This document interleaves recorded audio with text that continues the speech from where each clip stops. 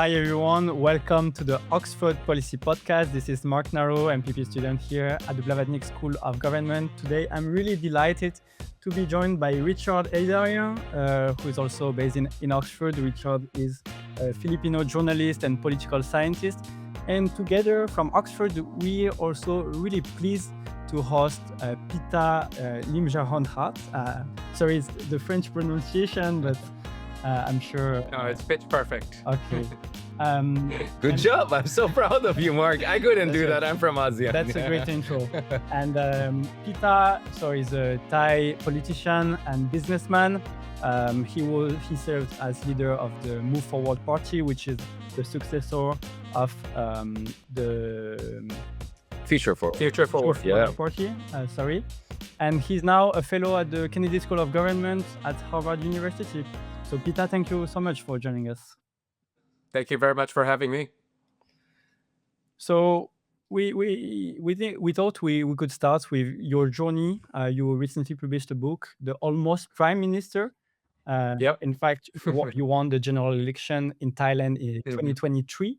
You then became what you call the Almost Prime Minister. Can you explain to us the journey to become Almost Prime Minister in Thailand?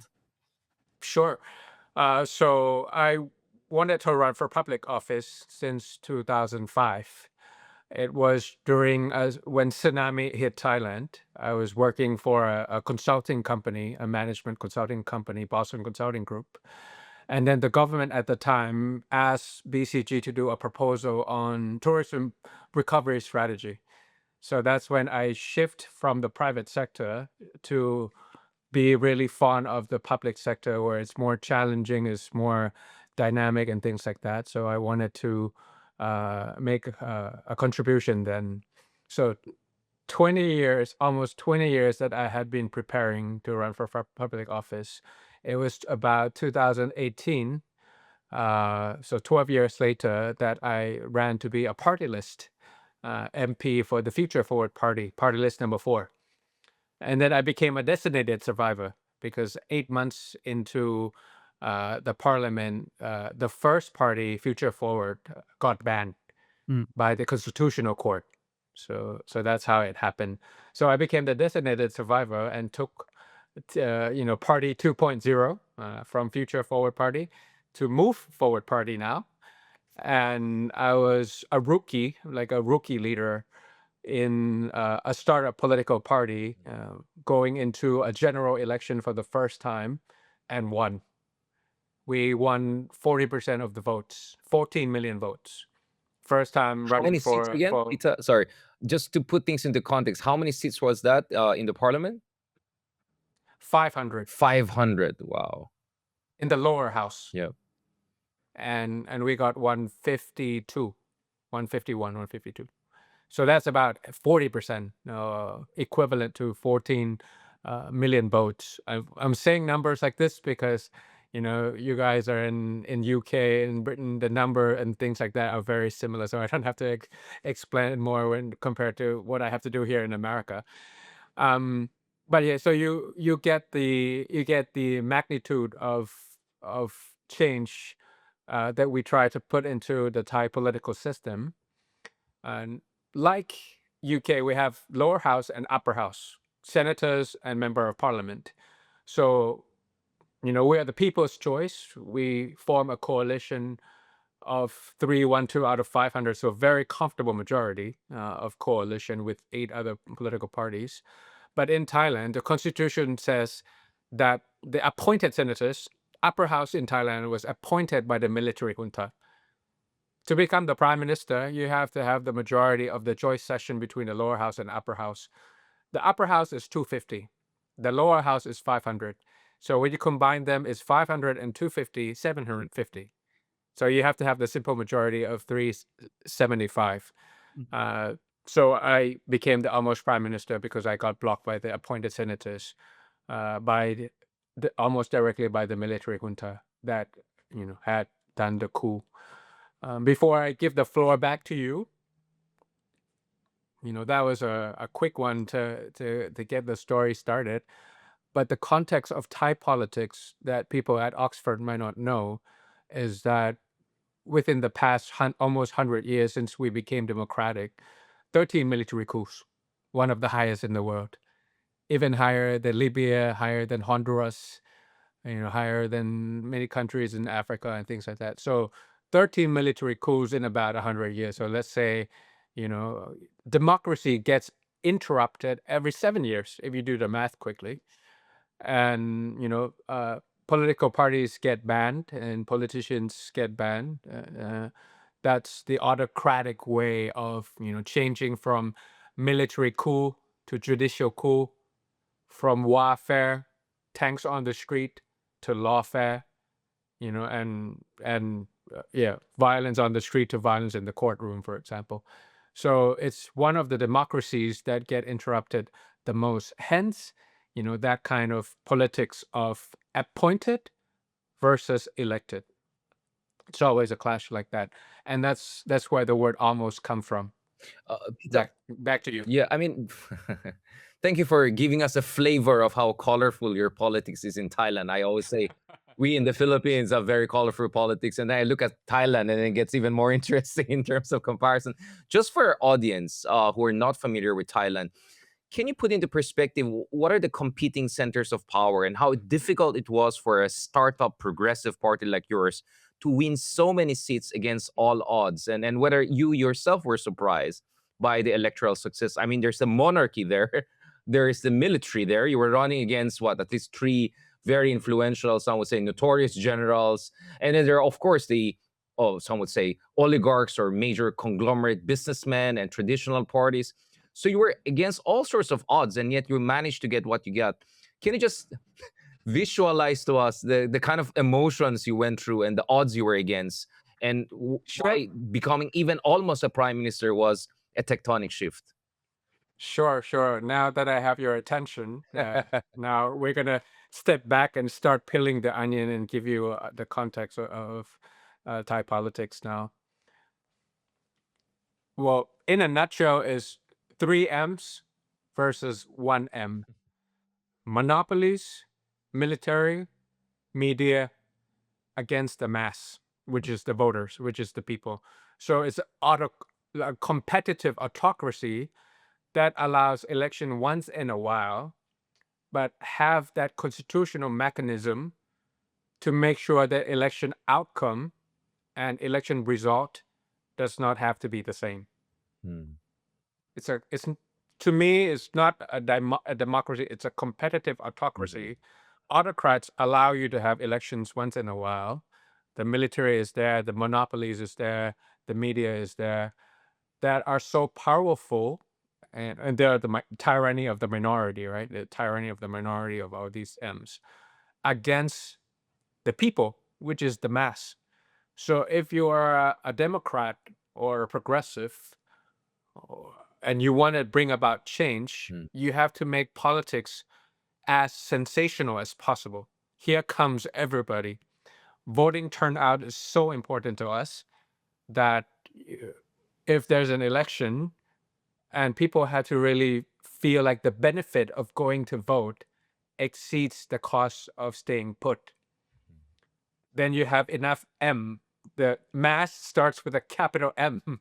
Right. That you want to make sure then the military, the monopoly, and the media start to like, okay, whatever we wanted to do, we have that kind of mandate from the mass to bring about. So it's like a bottom up kind of power, bottom up kind of legitimacy against a top down legitimacy. You'll probably, if I'm reading your mind right now, through Wi-Fi and through Bluetooth and things like that, you're probably asking, what about the other M, which is the monarchy? And you mentioned it before I answered you. Yes.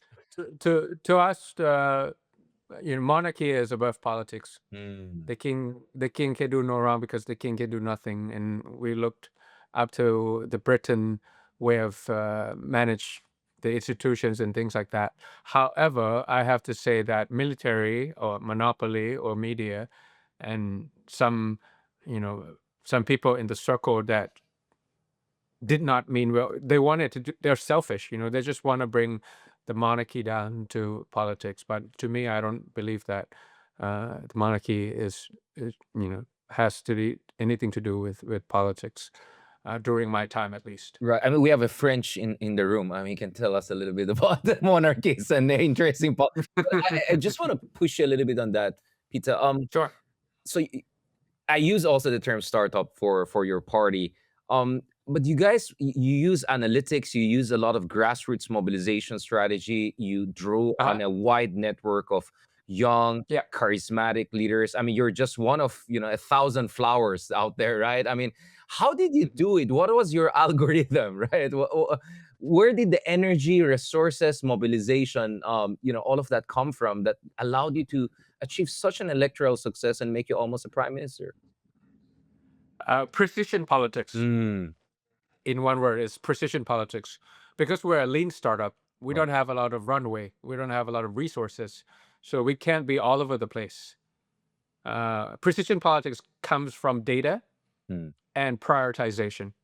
So we have a lot of data that comes from various things. What I teach here at Harvard is how to run for public office in developing countries. And I introduce now the framework 4Cs: candidate, competitor, constituencies, mm, and count. So when I look at Thailand as a map, I have this 4Cs as a criteria to divide districts into green districts, yellow districts, and red districts. If it's yellow, it's swing votes. So it's a different way of convincing. If it's green, they're voting for us already. You just have to, appear and try to, get to their heart, to make their heart sing and make sure that they come and support you and things like that. And if it's red, it's truly conservative and it's very hard to flip. So we prioritize based on that. So to determine which district is which, is your own candidate strong mm. in that district? Competitor, are they weak? Constituency, are they under 40 years old? Are they rural or are they urban? Count is you look through the past 5 election cycles. Do you see any trends? Do you see any growth? Do you see a lot of voting turnout coming out or not? And you So you got this model from your business experience or the models of other parties around the world that you were inspired by? from Harvard Kennedy School. So I was a student here back in 2008. I graduated in 2011. I took a class called How to Run for Public Office by Professor Steve Jarding. He helped Bill Clinton got into the White House back when we were young. So it's a framework thinking from, going to Oxford MPP program like yourself or MPP at the Kennedy School and things like that. And I try to use that kind of framework and apply it to real life. So, I managed to turn textbook into reality. I spent 8 years as a politician.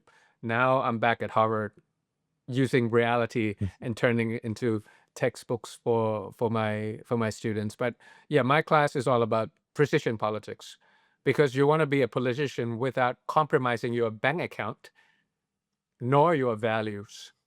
How do you make sure that you can get into the office without going to the corporates and have a lot of heavy finance and things like that?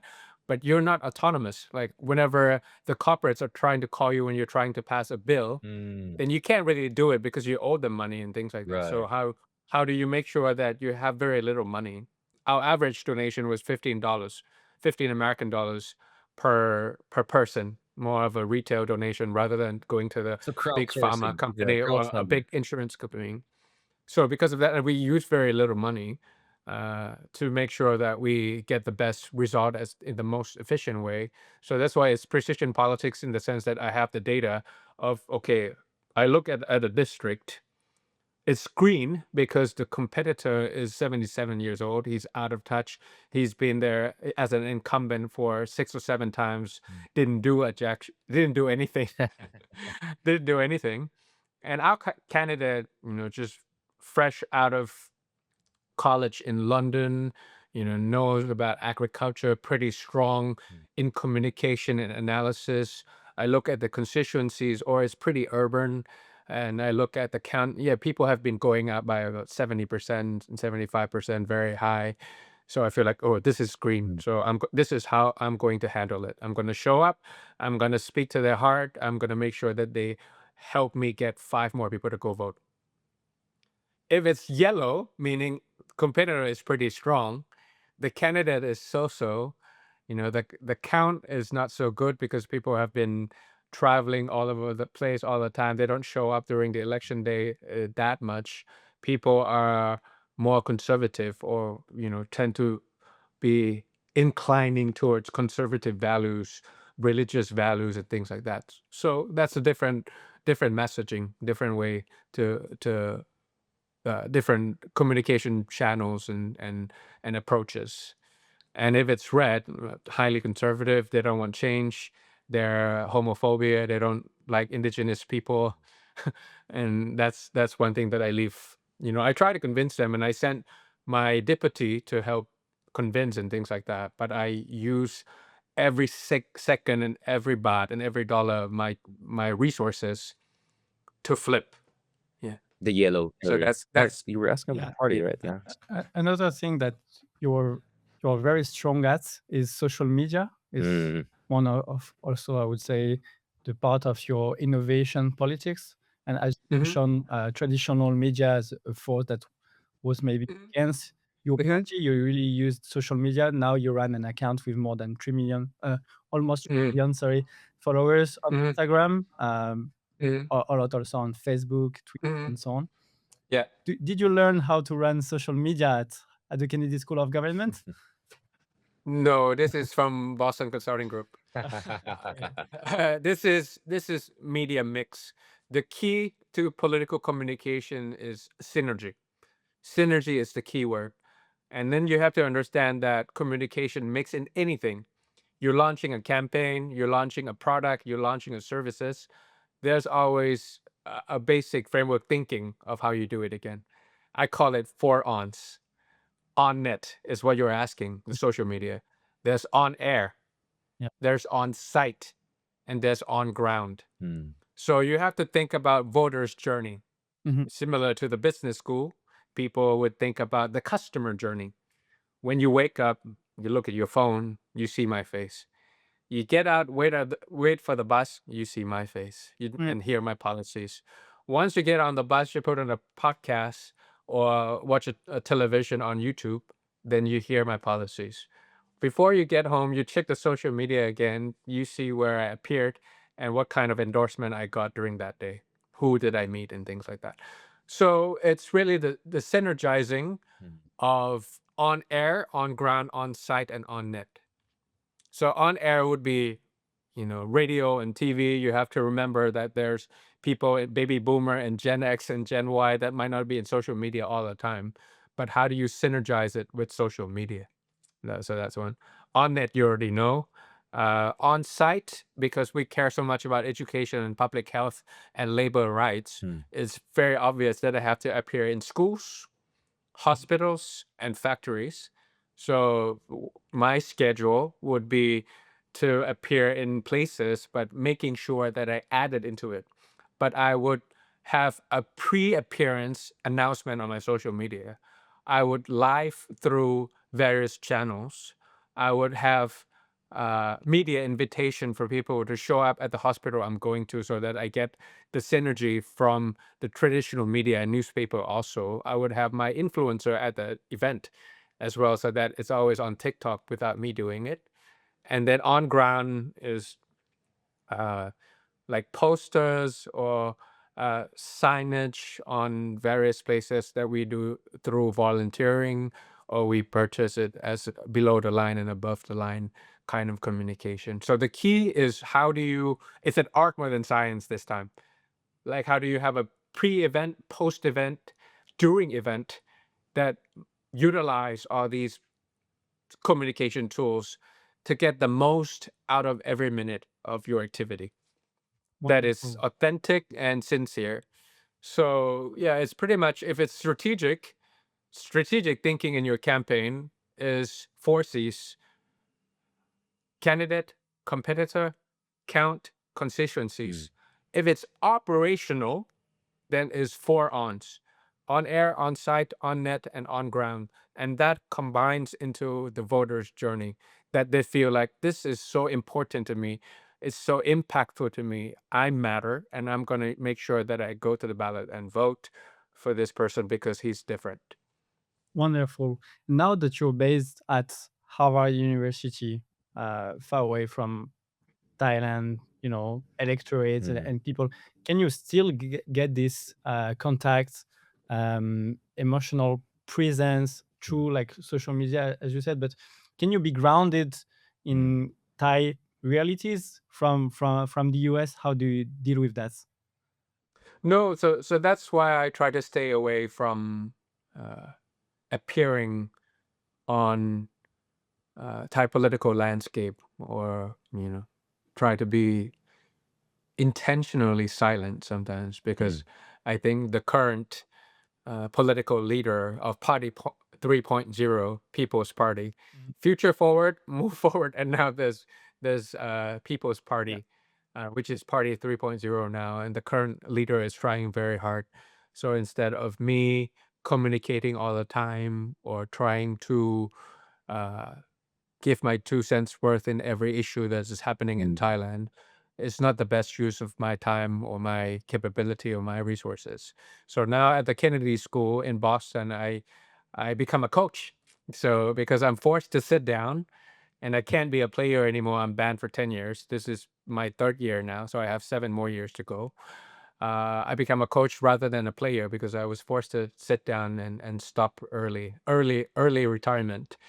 So now I groom the next gen leaders, which is the Thais, people from Southeast Asia, Mm. people from Europe, Latin America, and people who want to become a politician without compromising their bank values and their accounts. So I try to uh, pay it forward in the sense that I got so much from being at Harvard, from the textbook framework thinking that I have, and apply it and make it a reality. And now I'm using that reality to pay it forward for the next generation. So I think my calling now is to groom next gen leaders here from all around the world. And I feel like, if Democrats come together and they become united, just like how autocrats Right. unite together, autocrats Inc., right? They sort of colluding and things like that. So I feel like that's the best use of my my spiritual power now. I know you're in a guru mode, but and I wanted to ask you also about the latest elections earlier this year, but and also your reflections on recent elections from 2023 all the way to the most recent elections. But before that, just for the sake of folks who are not familiar, what does your party stand for?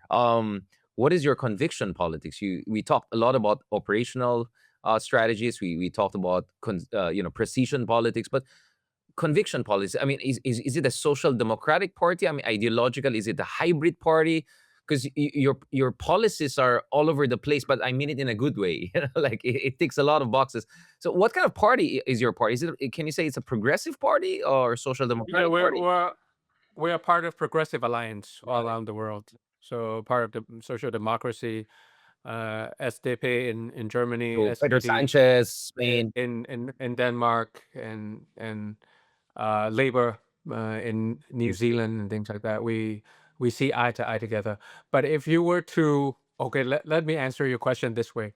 So if the listeners are going to Thailand, they're vacationing in Chiang Mai or Phuket, and they ask if they know Pita, and let's see if they answer it in a positive way or negative way.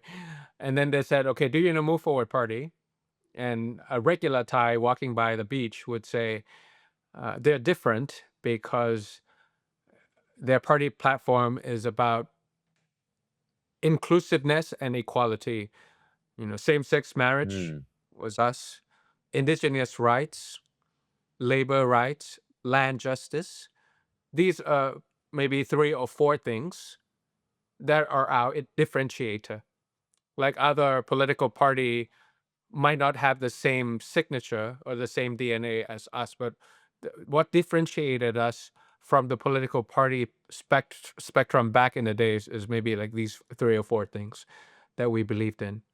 And our political party and the policy platform is 3Ds: demilitarize, demonopolize, and decentralize.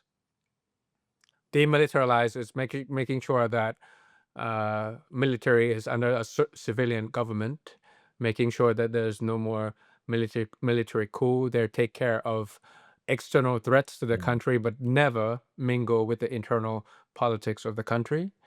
Demonopolize means equal opportunity for SMEs. Decentralized means, Bangkok is not Thailand and Thailand is not Bangkok.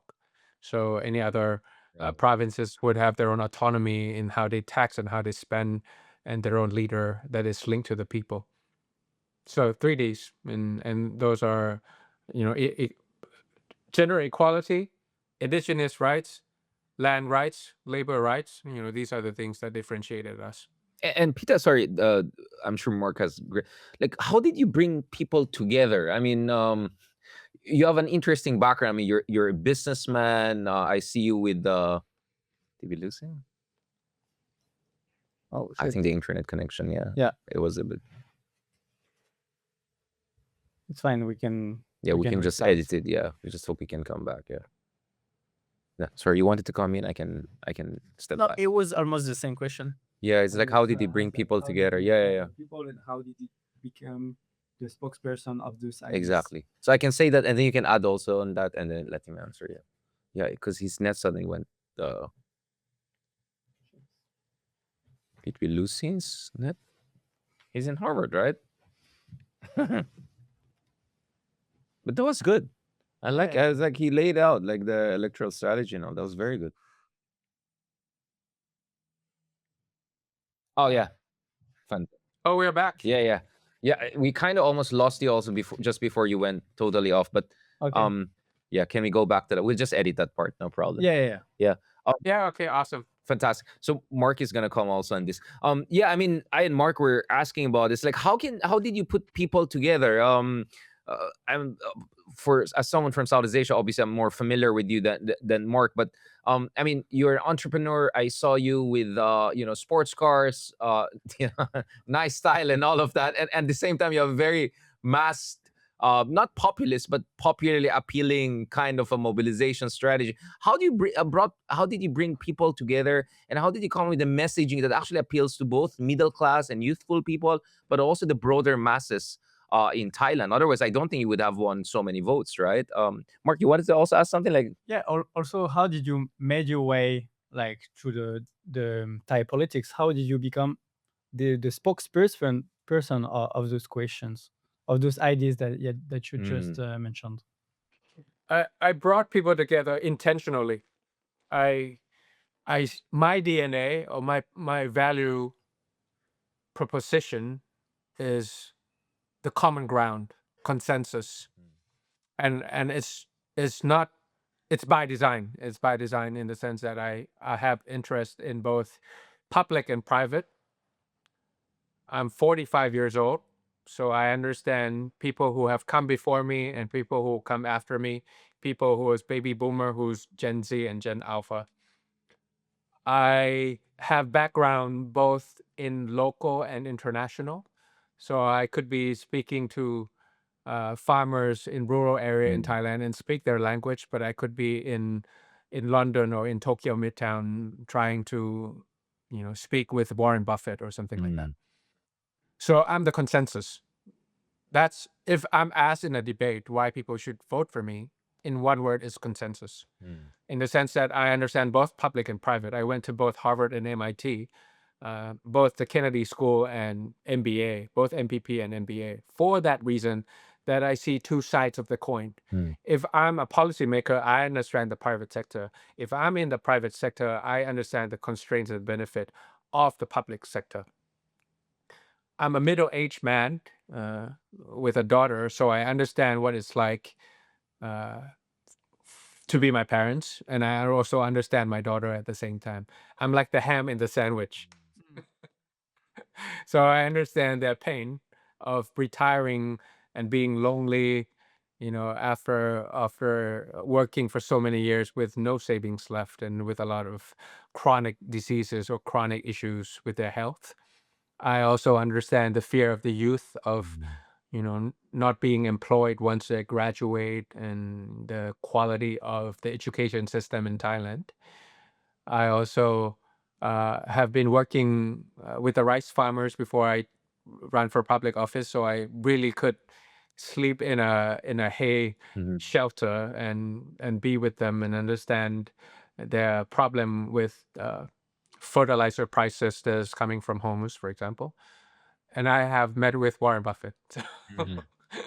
So because of that combined, I feel like I could reach out to all spectrums of the peoples. So that's why when like people with statistical background, if you have a PhD in statistics and you're trying to analyze the result, if you claim to be a progressive, usually you would have 15%. Mm. All the MPP students at Oxford, you've done this. Yeah. This is statistics 101, the bell curve, Mm.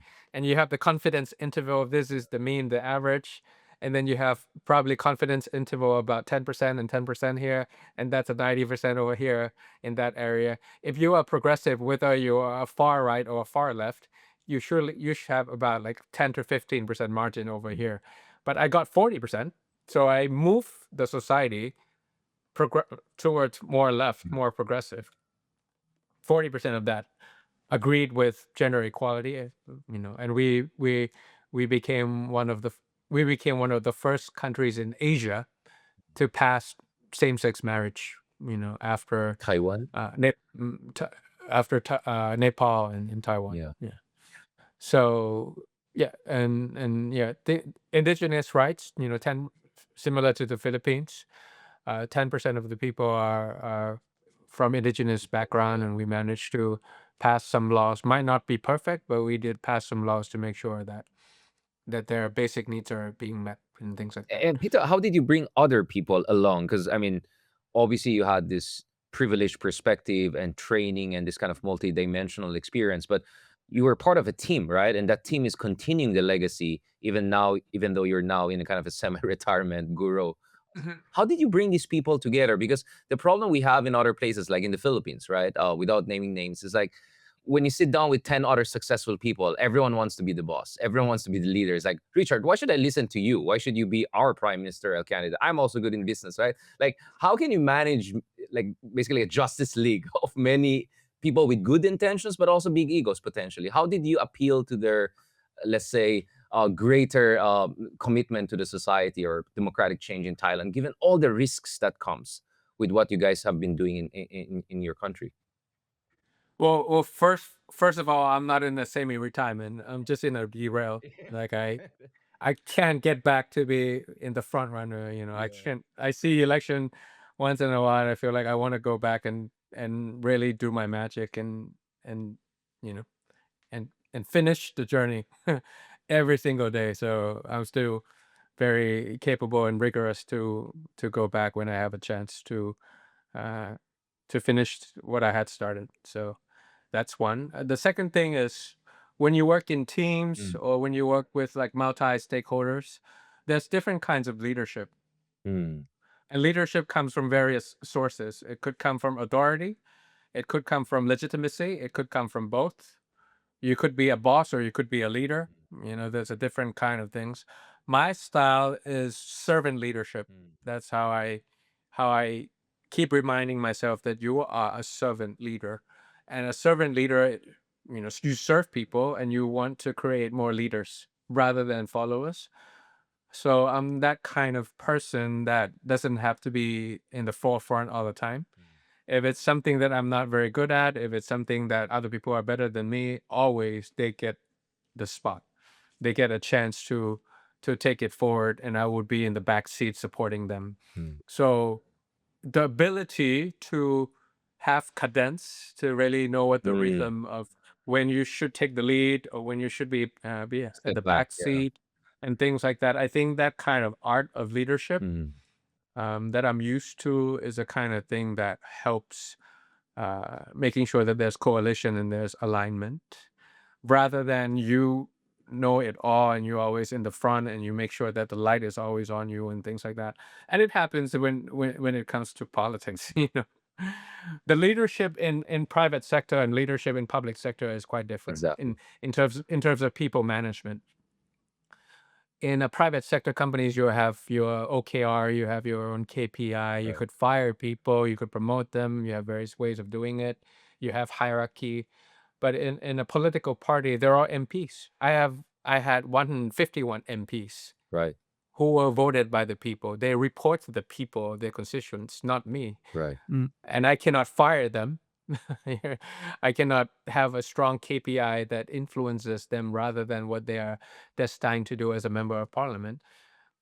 So yeah, it kept me awake at night. The organizational management and the internal organization structure of a political party. It's something that you have to think on your feet, and you have to have that ability to think out of ambiguity.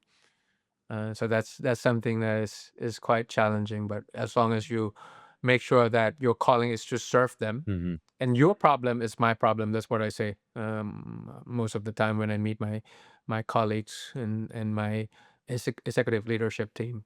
Your problem is my problem. And then over the time, some frictions and some conflicts and things like that. But eventually, we were too tense, too passionate about the goal of winning this thing and change Thailand for the better, and change Thailand forever. And we were so close. We were absolutely close. But there's something that I wish I would have done differently, which I assume you probably ask me soon. But I'll That was give the you the next benefit of question, the right, doubt. Mark? Just before, so on leadership quickly, because you inspire a lot of people in Thailand. You also inspire a lot of people at the Kennedy School of Government, now coaching them. I want to ask you, who inspires you? Because you talked about making this consensus. A bit made me think from French perspective to Macron's promise in 2017. Are there leaders in the world that inspire you, that you identify with? Jacinda Ardern of New Zealand, and how she handled Yes. COVID, and she became a friend. We are the same age.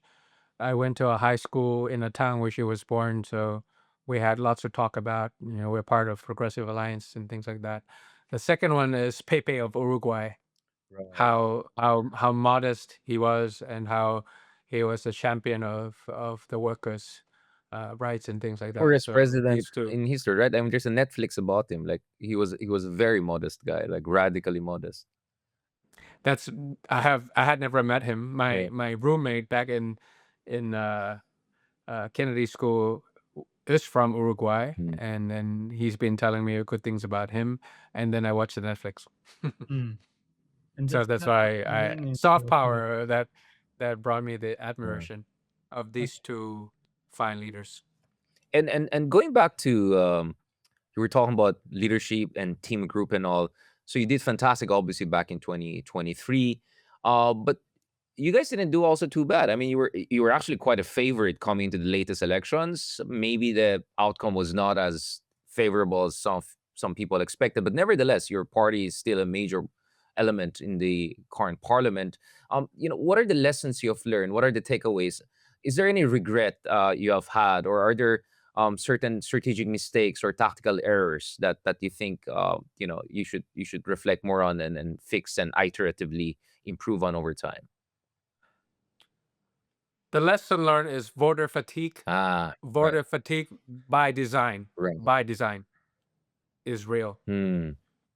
Once once they were so hopeful and sacrificed a lot. A lot of people from UK flew back to Thailand just to vote Yeah. for a couple of days during important time, and then flew back. People from America also. A lot of people who are, you know, minimum wage earner. They have to stop working, going to the factory, or close down their noodle joint just to go to the election poll to vote. 76%, yeah. What was the last? I remember I was in Melbourne watching the UK election results, and I want to say that voting turnout in UK was 52. Right. That's something like that, 50-ish, But during my time, it was 76%. Wow. It was the highest and history of Thailand. Right. That's what I'm most proud of, like in terms of my biggest achievement, that I made politics so relevant and so Mm. impactful to them, so that they felt like it's sensational enough for me to sacrifice and travel all the way, no matter how hard or how rigged or whatever, and they wanted it to show up and vote. And and once they could not get the leader that they wanted, or the election outcome doesn't have to be the same as the election result through constitutional mechanisms. So the voting turnout this time is like 60 something percent, like almost 10% dropped. Yeah. Whether it's true or not, nobody can tell, because the election commission doesn't show the real number, or it's not trustable by majority of people. But you could argue that millions of people didn't show up to vote in 2026, whereas they did in 2023. Mm. So if the voting turnout is low, then democracy is not healthy. And reformist political parties, where you don't buy votes, or you don't use incumbent advantage, where you don't do gerrymandering, Mm. where you don't use the patronage system to influence the election outcome, will be in trouble. If the voting turnout is below 70%, we're in trouble, no matter how strong the candidate is. If the voting turnout is more than 75%, we always have a chance to win.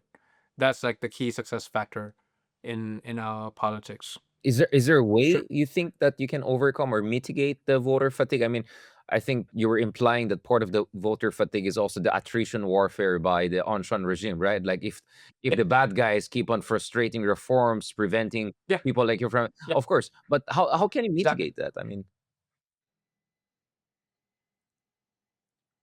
It has to be from the ground up, mm, and it has to be uh, the problem in these kind of things is that fast autocrats slow institutions. right. Yeah. When they want to dramatize politics and make it as ugly as possible, they can do it in social media in 2 seconds. Right. If you want to do a fake news fact check that what they said is not the right thing to do, and that applies to America and UK and 100%. and the Philippines and Absolutely. France and Thailand also. If they want to throw out something that makes you tired of listening to politics, and then the ability to check that fake news, or whether you want to bring some positive non-toxic message uh, back into the society, it takes a long time. Or if they want to do some executive order to pass laws that you Mhm. disagree with, it takes months for the court to cut it down. So because of that, then it takes resilience, uh, and you have to be very dedicated to make sure that you keep hope alive, and to show that the equation, that the benefit of going exceeds the cost of staying at home. That's the ultimate bottom line. How do you make sure that the benefit of going Mm. exceeds the cost of staying home? And that's the equation that you have to work backwards in order to do that in different areas and different districts, and different societies have different ways of doing it. But for us, we have to make sure that the younger people, um, And how can you who how can who have yeah. the whole future ahead of them, still feel like politics Mm. is relevant and matter. Arguably, you cannot take the youth for granted. That they will go out and vote and feel like election matter when there's no choices for them to choose. And people want to mobilize the youth, but they don't empathize with the youth. Like they don't really understand what they have to go through, their fear, their hope, and things like that. So it's a power bank for me to be back on campus, from the campaign trail, to be back on campus, to really listening to younger folks, what they really think about, and to empathize with them before I mobilize them for their help when it comes to election season, and put us into power, and try to stay engaged and linked with them. Because if they're in the older generation, yes, they might want change as well, but because they've been through a lot of pain and a lot of Right. rejections and things like that, maybe their hope, the color of their hope, is not as bright as the younger Mm. folks. So the youth is really our source of kryptonite. And how can you keep yourself going? Because there's voter fatigue, but there's also leadership fatigue, right? Sometimes people just give up on politics, especially if you're talking about internationally mobile, upwardly mobile people get into politics. It doesn't work their way. They move back to private sector or move on. Macro and micro for me. Macro is like you have to keep articulating your why. Like, Hmm. why are you running for public office in the first place? Because I can, and Thailand can. I feel like the country has a potential, and I feel like I have a potential to do better than the folks in the office at the moment, and I want to prove that. I mean, I've proven myself that as a rookie politician for the first time running for the premiership, and I beat the daylight savings out of them, of all these incumbent parties who's been around for 70 years or Mhm. people who's been prime ministers before me, and I used them to mop the floor. So to me, I felt pretty content, and I have proved myself that I can.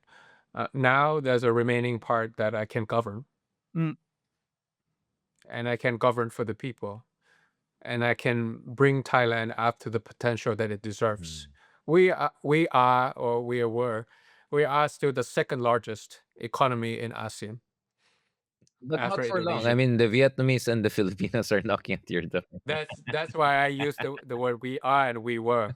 Right. Yeah. I did an op-ed about this, and we do a kicker analysis, maybe 2030 or Yeah. 2032. Then the Philippines, I mean, Singapore would surpass us too. Yeah. So by the time I return in 2033, will be number 5 to my prediction. Yeah. Possibly. Yeah. But what So about the? so that's the potential that you are the second largest, but you are the second slowest in the ASEAN. Sure. That kind of gap of the size that you have versus how you are performing, potential and performance gap. Let's put it that way. Potential and performance gap is so high that I feel like I could turn it around. Even if I try 10 things and I complete 3 things, like I still do a better job than the other leaders in the history of Thailand, I feel like. So I'm very, yeah, I look forward to it every day. Hmm. I mean, you discussed this back in Stanford the other year. You talk about Thailand as a middle power, right? And how you're kind of out of the equation. I mean, when we talk about ASEAN, it's mostly Vietnam, Singapore, Indonesia. I would say even Philippines. They're the four, together with Malaysia, also playing an important role. Thailand is not as influential as it used to be, compared to 10, 15, 20 years ago when we were younger men. Um, but nevertheless, as you said, you got the population, you got the economic size. Is that something that is also driving you in terms of your frustration with how Thailand is punching below its weight? Because in my case, a lot of what I'm doing is because I want the Philippines to punch at its own weight. And I feel we have to regain the Exactly. kind of glory and influence we used to have in the 60s and 70s. Exactly. I'm worried about relevance and credibility. Hmm. Um, Relevance both to the world and to the people inside the Philippines and Thailand. We were the 2 of the 5 founding members of ASEAN, and we did it, decades back, and we have ways of how we, you know, make sure that the region is relatively peaceful for the past 40 years, for 50 years. But if you ask whether it's relevant to our own people, Hmm.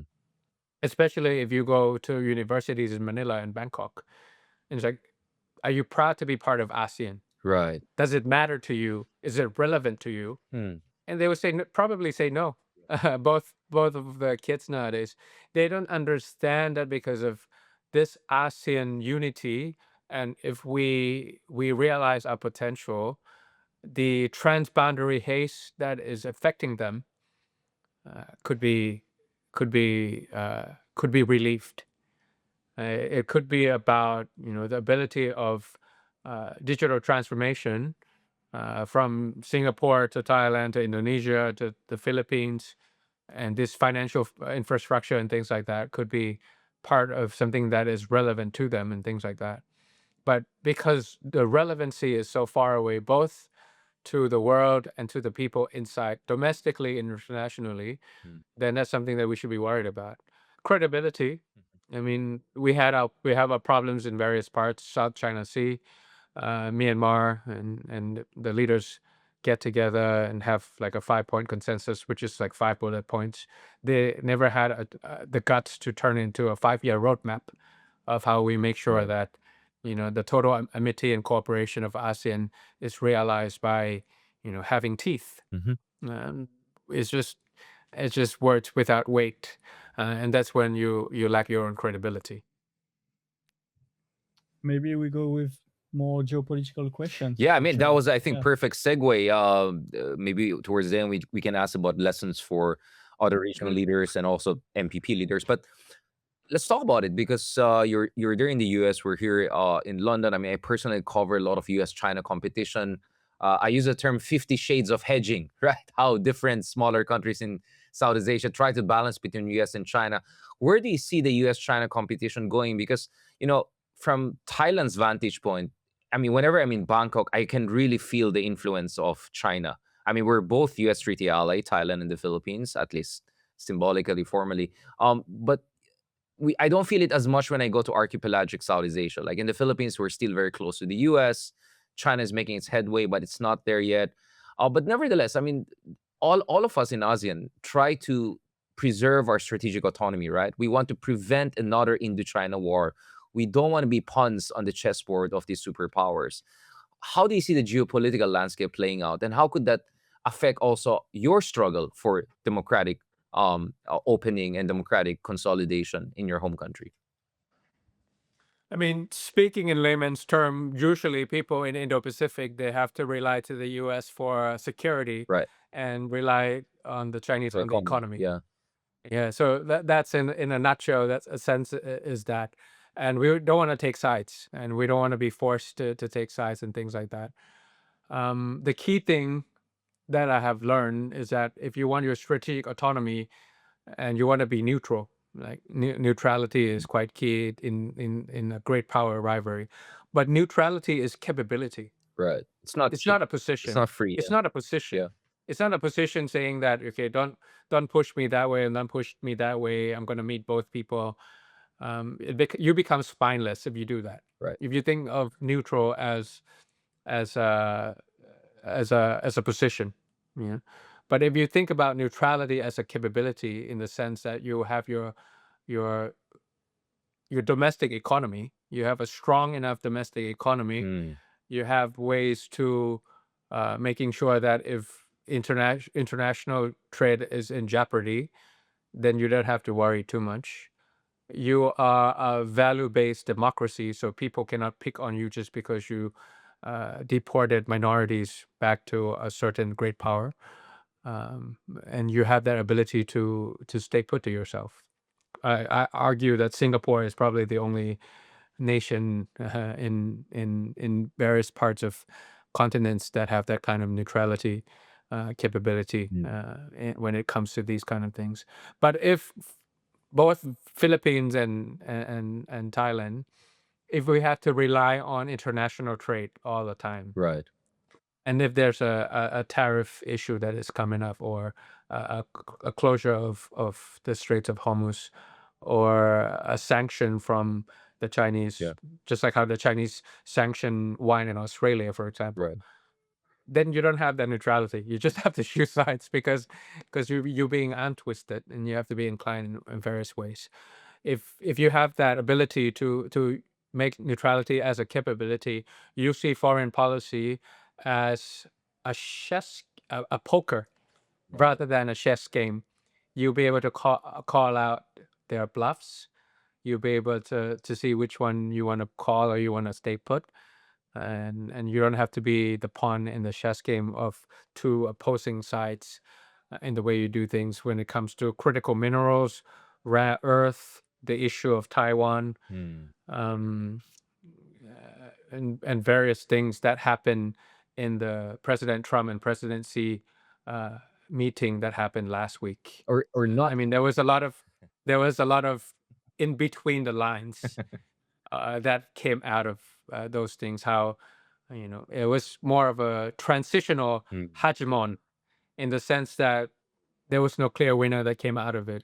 President Trump went to Beijing with his arms tied from the court that strike down his his tariff card, and he has a midterm coming up.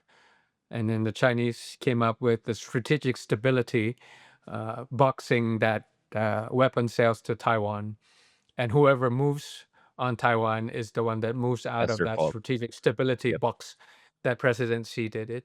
So yeah, it's not and it's not so much like an American hegemon anymore, but it's just like two big economies doing it with a non-state actors. I felt like the CEOs had the same leverage as the Secretary of State in this trip. Like I didn't see a lot of Wang Yi, I didn't see a lot of Marco Rubio. I saw a lot of Elon Musk and Jensen Huang. So that's a non-state actor of Magnificent Seven. That their market cap, when combined, is the third largest in the world. You have America, you have China, and you have that Magnificent Seven from Tesla to Meta to Alphabet NVIDIA. to Nvidia. So yeah, that's a kind of hegemon that is coming out of today's foreign policy.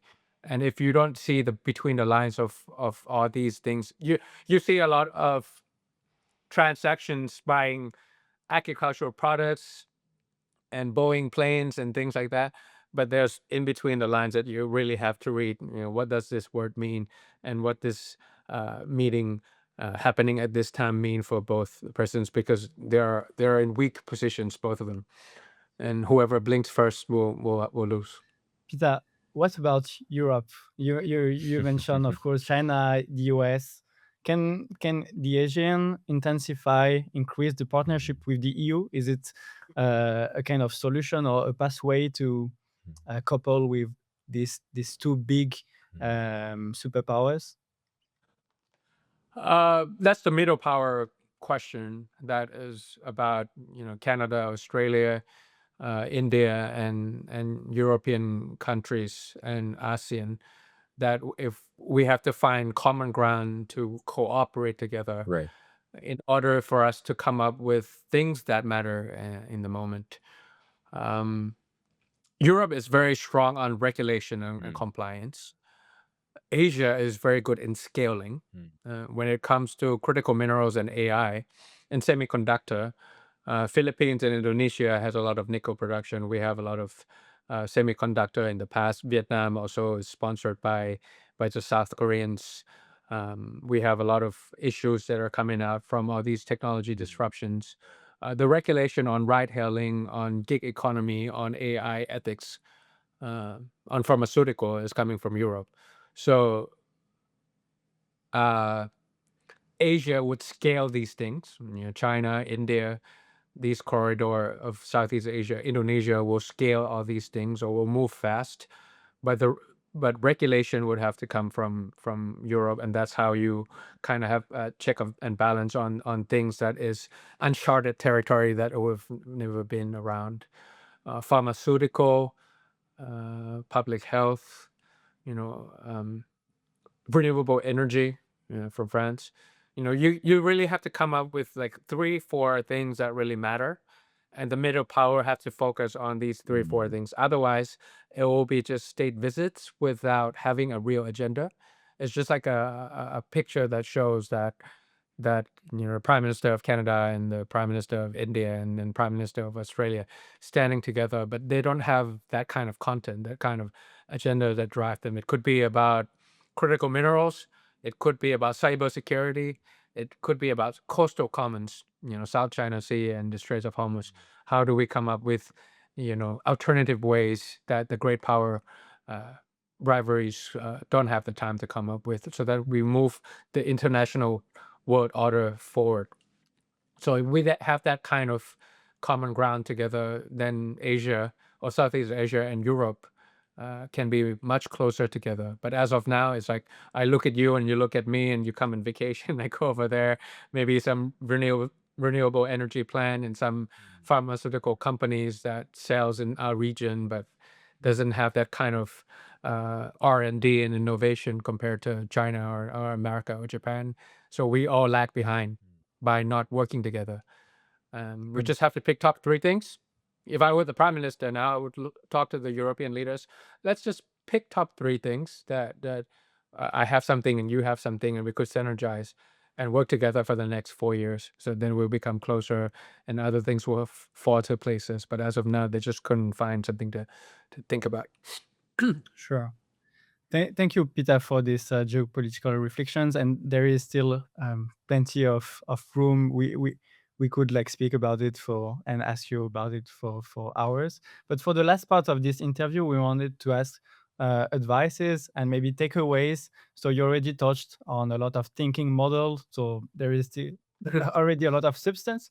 But as you touched on it earlier, I wanted to ask like to come back to move forward and move forward. Would you have done anything differently for, I in coalition building, in the way to communicate, in the leadership role that you played? time was something that I've been. Time is something that's been boggling me in my mind.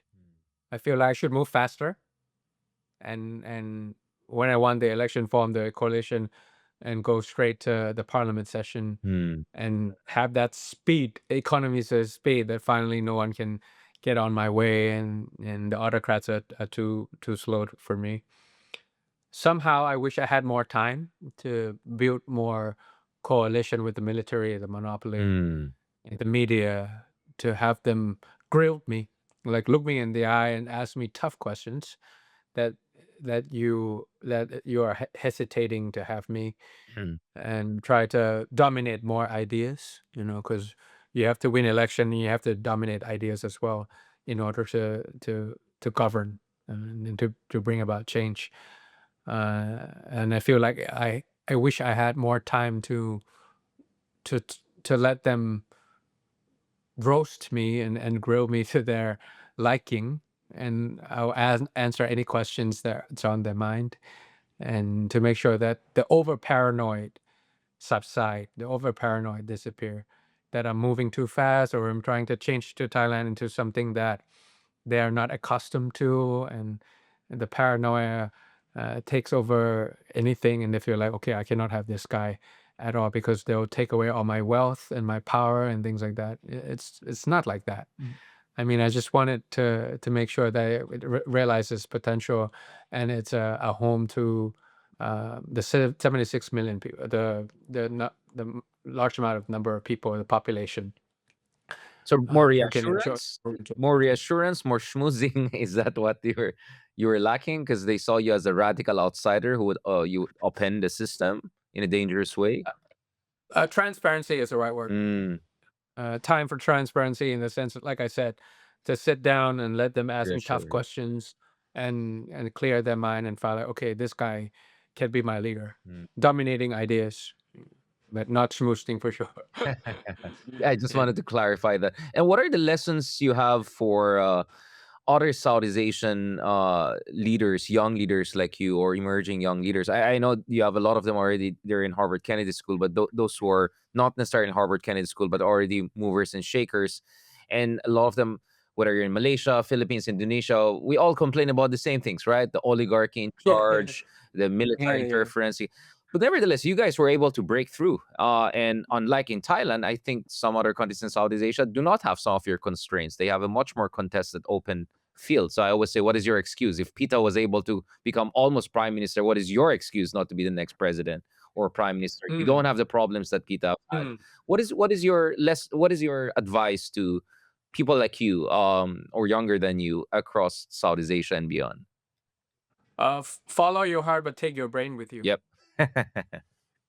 Follow your heart is about articulating your why. You will run into problems. Politics is like putting your life through an MRI machine. Things that you haven't done, they will accuse you of doing. Things that you never own, they'll say you own these things out of accusation. So when you're in trouble, you have to keep going back to your why. Why am I doing this in the first place? And everything will be a lot lighter. But if your why is just to be glamorous, or just to, be able to look good in the parliament for once in a while and let go, you're not going to enjoy those privilege for very long, because it will subside and they will decline, and the real politics will come, and it will eat you up alive. So if you don't have a strong why, you will suffer a lot. And then take your brain with you is to use a lot of data and technology, which is your strength. Yep. These old men, incumbent, cannot use technology. They don't know how to use data. They don't know how to strategize. They just know how to use power to bash people and be a crook. So if you're analytical and you can communicate, you can always win, no matter what. But if you just follow your heart, but you don't take your brain with you, or you just have the brain but you don't have the heart, cannot be successful. Thank you, Pita. So I think we're coming to the end of the episode. Hopefully just the beginning of a long conversation. Looking forward, Pita, to having more of this in the future, perhaps in person, either here in Oxford or there in Harvard, or who knows, maybe back home in Bangkok. Yeah. Yes, thank you very much for having me, Oxford, and I look forward to keep in touch. It was such a joy to have you, so thank you very much. The joy is mine. To all the listeners, it was also very pleasant to start this collaboration. I know. Activity with Deep Dive and Richard. Absolutely. Heydarian. Thank you everyone for watching, and we tell you, see you in the next episodes. Thank you. Absolutely. Same struggle, different continents. Absolutely. Okay, let's keep the conversation flowing. Absolutely. Thank you. Yeah. Thank you, Thank you, Pita. Brad. We'll Thank keep in you, touch. Pita. Bye. Bye-bye. So long.